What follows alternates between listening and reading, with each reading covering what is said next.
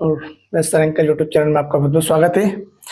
तो हमने पहला चैप्टर विज्ञान का हम पढ़ रहे थे, रासायनिक अभिक्रिया एवं समीकरण। इसमें पहला जो आपने वीडियो देखा होगा पहले, जिसमें हमने रासायनिक समीकरण किसे कहते हैं, है ना, रासायनिक समीकरण के कितने प्रकार होते हैं, है ना, हमने इसके बारे में पढ़ा था। प्रकार की हम बात करते हैं, संयोजन, वियोजन, अपघटन, है ना, ये अभिक्रियाएं हमने पढ़ी थी। उपचयन और अपचयन अभिक्रियाएं हमने नहीं पढ़ी थी, उसको हम आज पढ़ेंगे। और साथ में हम ये भी पढ़ेंगे कि रासायनिक समीकरण को संतुलित करना क्यों आवश्यक है। आई बात समझ में? तो रासायनिक समीकरणों को संतुलित कैसे करते हैं, कैसे ये इक्वेशन अभिक्रिया कैसे होती है, ये हमने समझ लिया था। बस हम समझेंगे कि संतुलन क्या। तो हम पढ़ेंगे अभिक्रिया के पहले व अभिक्रिया के बाद में परमाणुओं की संख्या समान होना चाहिए। आई बात समझ में? जैसे आपने कुछ अभिक्रिया के लिए कुछ परमाणु, है ना, कुछ तत्व लिए, या अभिक्रिया होने के बाद उतने ही तत्व बचना चाहिए, है ना। ये कौन सा नियम कहता है? द्रव्यमान संरक्षण का नियम कहता है। इस नियमानुसार अभिक्रिया के पहले और अभिक्रिया के बाद में परमाणुओं की संख्या क्या होना चाहिए? समान होना चाहिए। आई बात समझ में? चलो हम देखते हैं। एक अभिक्रिया यहाँ पर हो रही है, ये आपका जिंक है। मैं रेड के पेन से लिख देता हूँ, एक सेकंड रुकना। ये आपका जिंक है, ये आपका सल्फ्यूरिक अम्ल है, सल्फ्यूरिक अम्ल,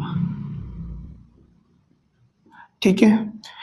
ये आपका जिंक सल्फेट बनाएगा, क्योंकि ये जो सल्फेट है ये इसके साथ जुड़ जाएगा, तो ये क्या बनाएगा? जिंक सल्फेट और हाइड्रोजन। जब अम्ल से धातु की जब क्रिया होती है तो यहाँ जिंक सल्फेट और ये क्या कर देता है? हाइड्रोजन गैस को स्थापित कर देता है। आई बात समझ में? हमें ये इंपॉर्टेंट नहीं है, हमें इंपॉर्टेंट देखना है कि क्या परमाणुओं की संख्या इधर भी और इधर भी समान है। तो चलो चेक करते हैं। यहाँ पर आप देख रहे होंगे Zn के परमाणु की संख्या कितनी है? यहाँ पर एक है। तो इधर भी कितनी है? RHS, ये वाला LHS वाला पार्ट, ये वाला RHS, यहाँ पर भी कितनी है? एक है। यहाँ देखिए आप, हाइड्रोजन कितना है, कितने परमाणु हैं यहाँ पर? इसके 2 है, तो हमने 2 लिख दिया, है ना। और यहाँ पर सल्फर के कितने हैं? 1 है। और ऑक्सीजन के 4 है। वैसे आपको मिलाना है इनको, है ना। अब हम इधर RHS में चेक करेंगे। Zn 1 है, सल्फर कितना है? सल्फर यहाँ पर है हमारा 1, और ऑक्सीजन कितना है? 4, और हाइड्रोजन कितना है? 2। तो इसमें तो परमाणुओं की संख्या क्या है? समान है। सॉरी, देखो इधर परमाणु की यहाँ संख्या इसमें क्या है? समान है। लेकिन कुछ रासायनिक समीकरण में हमें परमाणु की संख्या समान नहीं होगी, उसको हमें समान करना पड़ेगी। तो प्रश्न ये पूछा जाता है कि संतुलित रासायनिक समीकरण किसे कहते हैं और इसको संतुलित करना क्यों आवश्यक है। तो द्रव्यमान संरक्षण के नियम के अनुसार रासायनिक समीकरण को संतुलित करना आवश्यक है। और जिस तत्व की हमें कमी रहती है तो हम यहाँ पर गुणा करके, हम जोड़ घटा के यहाँ पर समीकरण को संतुलित कर लेते हैं। आई बात समझ में? अब रासायनिक समीकरण हम सीखेंगे अभी लास्ट वाले वीडियो में कि समीकरणों को संतुलित कैसे करते हैं। चलो 1-2 संतुलन करते हैं समीकरणों को। चलिए हम इसको संतुलित करते हैं। देखो सबसे पहले हम चेक करेंगे, ये संतुलित रासायनिक अभिक्रिया नहीं है, असंतुलित। तो ये समीकरण जो संतुलित नहीं होती है उनको ढांचा रासायनिक समीकरण कहते हैं। ये कैसे समीकरण है? ढांचा रासायनिक समीकरण। और जब संतुलित रासायनिक समीकरण होगी तो हम उसको क्या कहेंगे? हिट एंड संतुलित रासायनिक समीकरण कहेंगे। और ये संतुलित करने की जो विधि है उसको हम कहते हैं हिट एंड ट्रायल विधि। आई बात समझ में? हिट एंड ट्रायल विधि। तो मैं यहाँ लिख देता हूं, संतुलित समीकरण को संतुलित करने की विधि hit and trial, hit and trial विधि, ठीक है। अब चलो इसको संतुलन करते हैं, संतुलित करते हैं इसको। चलो आइए देखो, यहाँ पर आयरन कितने हैं? 3 यहाँ पर नहीं है, तब इसमें 3 यहाँ पर नहीं लगा सकते चारों में, हम 3 कहाँ लिखेंगे? आगे। आई बात समझ में? इतना हमने चेंजेस कर दिया है। चलिए अब यहाँ पर आयरन 3 है, लेकिन प्लस यहाँ पर देखो H2, ऑक्सीजन के अणु कितने हैं यहाँ पर 4 है, जबकि यहाँ पर एक ही है। तो यहाँ मुझे 4 से क्या करना पड़ेगा, मल्टीप्लाई करना पड़ेगा इसमें। तो इसको बैलेंस करने के लिए देखना यहाँ पर Fe3O4, ये ऑक्सीजन और Fe3 तो बैलेंस है, लेकिन मुझे हाइड्रोजन को बैलेंस करना पड़ेगा। हाइड्रोजन को बैलेंस करने के लिए यहाँ पर कितने अणु हैं, 2 अणु हैं, लेकिन यहाँ पर कितने अणु हो गए, 8 अणु हो गए। हम 4 बार H2 को लिखेंगे, कितने अणु हो गए, 8 अणु। इसके लिए मुझे यहाँ पर क्या लिखना पड़ेगा, 4 H2, इसके सामने क्या लिखना पड़ेगा, 4। आई बात समझ में। जो जो हमने चेंजेस किए हैं, आप मैं कलर वाले पेन से लिख देता हूँ। 3 यहाँ पर हमने क्या लगाया, 4, यहाँ पर चेंजेस क्या हुआ, 4। आई बात समझ में, यानी क्या क्या चेंजेस हुए। अब इसको हम कहेंगे संतुलित रासायनिक समीकरण।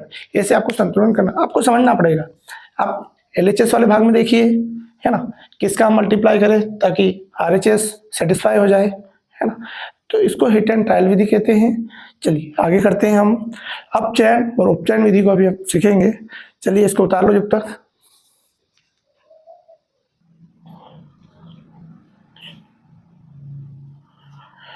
चलिए हम उपचयन अपचयन अभिक्रिया पढ़ने से पहले अपघटन अभिक्रिया या वियोजन अभिक्रिया के बारे में जान लेते हैं। अपघटन अभिक्रिया ये 3 प्रकार की होती है ना, ताप थर्मल अपघटन अभिक्रिया, विद्युत अपघटन और जल अपघटन, है ना। अब ये क्या चीजें हैं हम इसको जानते हैं।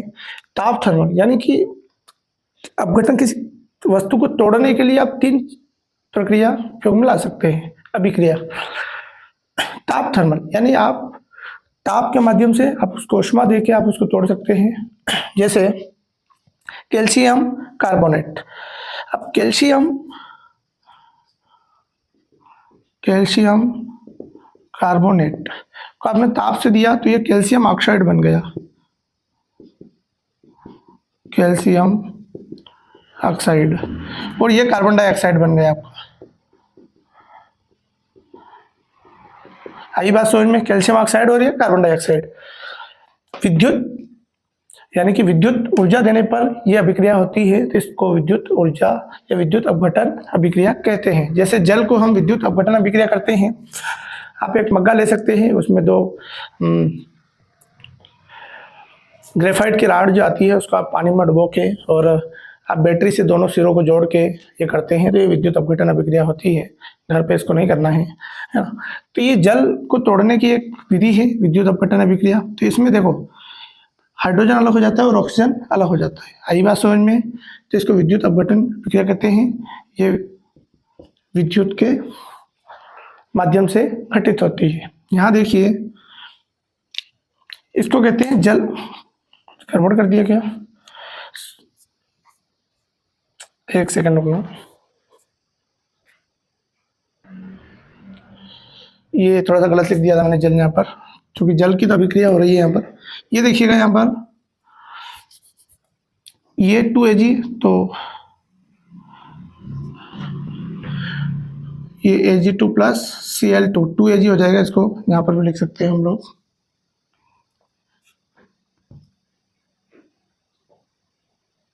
ठीक है, तो ये जो अभिक्रिया होती है प्रकाश अपघटनीय अभिक्रिया, ये किसमें घटित होगी, प्रकाश में।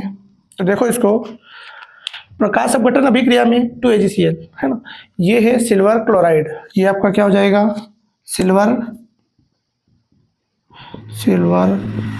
क्लोराइड, है ना। तो ये सिल्वर अलग हो जाएगा, क्लोराइड अलग हो जाएगा। लेकिन ये अभिक्रिया कब होगी, प्रकाश में होगी। जैसे आप प्रकाश में AgCl को रखेंगे तो प्रकाश, जब आप ऐसे कुछ बीकर वगैरह कुछ रखते हैं AgCl, तो Ag अलग हो जाता है, यानी सिल्वर अलग हो जाएगा, क्लोराइड अलग हो जाएगा। ठीक है, तो ये थी तीनों अभिक्रियाएं। इसके बाद हम समझते हैं अपचयन और उपचयन अभिक्रिया। स्क्रीनशॉट ले लो आप इसका।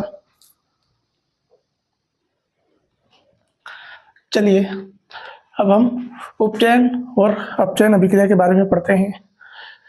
तो वे अभिक्रियाएं जो ऑक्सीजन परमाणु को ग्रहण करती है और हाइड्रोजन परमाणु का त्याग करती है, उपचयन अभिक्रियाएं कहलाती है ना। इसको ऑक्सीकरण अभिक्रिया भी कहते हैं। अपचयन अभिक्रिया की हम बात करें तो ये ऑक्सीजन परमाणु को त्याग करती है और हाइड्रोजन परमाणु को ग्रहण करती है। वैसे अभिक्रिया क्या कहलाएगी, अपचयन अभिक्रिया कहलाएगी, दोनों अभिक्रियाएं। और जब दोनों अभिक्रियाएं एक साथ घटित होती है तो इसको रेडॉक्स अभिक्रिया कहते हैं।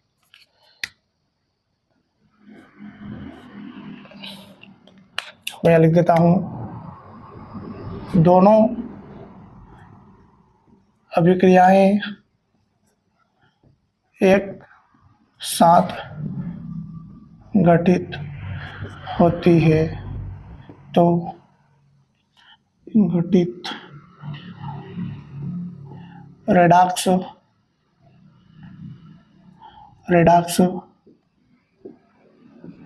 अभिक्रिया कहते हैं।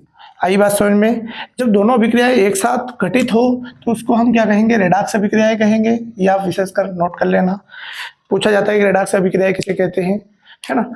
तो अपचयन और उपचयन अभिक्रियाएं जब एक साथ घटित हो तो उसको रेडॉक्स अभिक्रियाएं कहते हैं। आप ऐसे भी लिख सकते हो, उपचयन अभिक्रिया लिख दो, अपचयन का एग्जाम्पल दे दो, परिभाषा लिख दो। इसके बाद आप नीचे लिख देना एक लाइन कि जब दोनों अभिक्रियाएं एक साथ घटित हो इसको हम रेडॉक्स अभिक्रिया कहते हैं। आई बात समझ में? चलिए, अब उपचयन अभिक्रिया ऑक्सीजन परमाणु को ग्रहण करती है ना, और हाइड्रोजन को त्याग करती है। ये ऑक्सीजन को क्या करती है? त्याग करती है, और हाइड्रोजन परमाणु को ग्रहण करती है। उपचयन अभिक्रिया इसके दो प्रकार हैं, संक्षारण और विकृत गंधित। अब ये संक्षारण क्या है? जब कोई धातु नमी आदि के संपर्क में आती है तो वो क्या हो जाती है? संक्षारित हो जाती है। आपने देखा होगा कि लोहा जो होता है वो नमी के जब लगातार संपर्क में आता है तो वो खराब हो जाता है ना। वैसे ही चांदी काली पड़ जाती है। चांदी काली पड़ने का कारण, जब लगातार वो माध्यम में, जब ऑक्सीजन बाकी कई गैसों में कांटेक्ट में जब आता है तो चांदी क्या पड़ जाती है? संक्षारित हो जाती है, काली पड़ जाती है। और चीजें हैं, चांदी, तांबा है ना, कॉपर को जब बाहर ऐसे सल्फर वगैरह के कांटेक्ट में आता है बाहर तो वो हरा पड़ जाता है। आपने देखा होगा कहीं ना कहीं घड़े के जब लोटा पड़ा रहता है तो लोटे को बाहरी थोड़ा सा आवरण देखिएगा, तांबा हरा हरा हो जाता है, यानी वो क्या हो गया है? संक्षारित हो गया है। आई बात समझ में? संक्षारण को बचाने के अनेक उपाय है। या तो आप पेंट लगाकर, है ना, या तो लोहे की वस्तु पे क्या कर दो? पेंट कर दो, ग्रीस लगा दो, ऑयल लगा दो। ऑयल लगाकर भी आप उसको सड़ने से बचा सकते हैं। ये यशद लेपन या क्रोमियम लेपन, इससे भी आप संक्षारित होने से वस्तुओं को बचा सकते हैं। आई बात समझ में? तो आप संक्षारण को बचाने के तरीके आपने कई दैनिक वस्तुएं देखी होगी जीवन में, है ना। लोहे की जो सड़ती है, नमी में आप रखेंगे और या पानी में आप रखेंगे तो वो क्या होगी? संक्षारित होगी। ठीक है। विकृत गंधिता, ऐसे तेली या खाद्य पदार्थ जो वायु से क्रिया करके क्या हो जाते हैं? विकृत गंधित हो जाती है, खराब हो जाते हैं। जब ये वायु से क्रिया करते हैं तो इनमें बैक्टीरिया पनप जाते हैं, है ना, जीवाणु पनप जाते हैं, जिससे ये क्या हो जाते हैं? खराब हो जाते हैं। इसके कारण इनमें से गंध आने लगती है जो खाने योग्य नहीं रहते। इसको हम कहते हैं विकृत गंधिता, है ना। तेली जो खाद्य सामग्री है लंबे समय तक जब खुले में रखा जाता है तो ये क्या हो जाता है? विकृत गंधित हो जाता है। इसी को हम क्या कहते हैं? विकृत गंधिता। विकृत गंधिता को रोकने के उपाय हैं, है ना। आपने देखा होगा जब आप चिप्स वगैरह का पैकेट लेके आते हैं तो उसमें नाइट्रोजन गैस भरते हैं, ऑक्सीजन नहीं भरते। वो पैकेट फूले हुए रहते हैं, आपने देखा होगा। जो फूले हुए रहते हैं वही पैकेट खरीद के लाया करो, क्योंकि उसमें नाइट्रोजन गैस भरी हुई रहती है, वो खराब होने से उसको बचाते हैं। जब नाइट्रोजन गैस उसमें से निकल जाती है तो वो कभी भी खराब हो सकते हैं। आई बात समझ में? तो ध्यान रखिएगा, मार्केट से जब भी आप चिप्स खरीद के लाए तो नाइट्रोजन गैस युक्त वाला फूला हुआ ही पैकेट आप लेके आए, उसमें नाइट्रोजन गैस भरी हुई रहती है। या विकृत गंधिता को और भी बचाने के तरीके हैं, आप एंटीऑक्सीडेंट का प्रयोग कर सकते हैं। हमने ये भी चीज़ें देखी, हम कई सब्जियों को रेफ्रिजरेटर वगैरह में रखते हैं। रेफ्रिजरेटर क्या करता है कि विकृत गंधित जो होने की प्रक्रिया को धीमी कर देता है। हम दूध भी रखते हैं, है ना, तो दूध जैसे फ्रिज में रखते हैं तो आपने उसको उबाला नहीं है, उबाल लेते हैं तो उसके जो बैक्टीरिया होते हैं वो खत्म हो जाते हैं, है ना। 100 डिग्री टेम्परेचर पर दूध उबलता है तो बैक्टीरिया सारे समाप्त हो जाते हैं। लेकिन जैसे आपने नॉर्मल टेम्परेचर पर रखोगे दूध क्या हो जाएगा? फट जाएगा। फटने का एक ही कारण उसमें बैक्टीरिया पनप जाते हैं। वैसे आप खाने को जो फ्रिज में रखते हैं तो वो अभिक्रिया की दर को क्या कर देता है? कम कर देता है। इसलिए वो लंबे समय तक क्या नहीं होता है? खराब नहीं होता है। आई बात समझ में? साथ में हम वायुरोधी या प्रशीतन करके भी उसको बचाया जा सकता है। यही वो फ्रिज वाला है प्रशीतन, यानी कि उसको ठंडा करके भी आप उसको बचने का उपाय कर सकते हैं। ठीक है, तो ये उसके प्रकार हैं, है ना। तो इस चैप्टर को आपने अच्छे से पढ़ा होगा। हम इसमें से क्वेश्चन को मेंशन कर देंगे लास्ट में, आप क्वेश्चन भी देख लेना, है ना। और बाकी कोई चीज़ें समस्या आती है समझने में तो आप कमेंट कर सकते हैं नीचे कि हमको ये चीज़ें समझ में नहीं आई, हम फिर से उसका एक वीडियो बना लेंगे। तो आप कमेंट करते रहिए, लाइक करते रहिए, और प्रश्नोत्तर में आपको वीडियो के लास्ट में मेंशन कर दूंगा। तो आप वहाँ से प्रॉपरली अच्छे नोट्स भी बना लीजिएगा ताकि 10वीं में आपको कोई दिक्कत नहीं आना है। तो अगला पाठ अगले दिन। ठीक है, जय हिंद साथियों।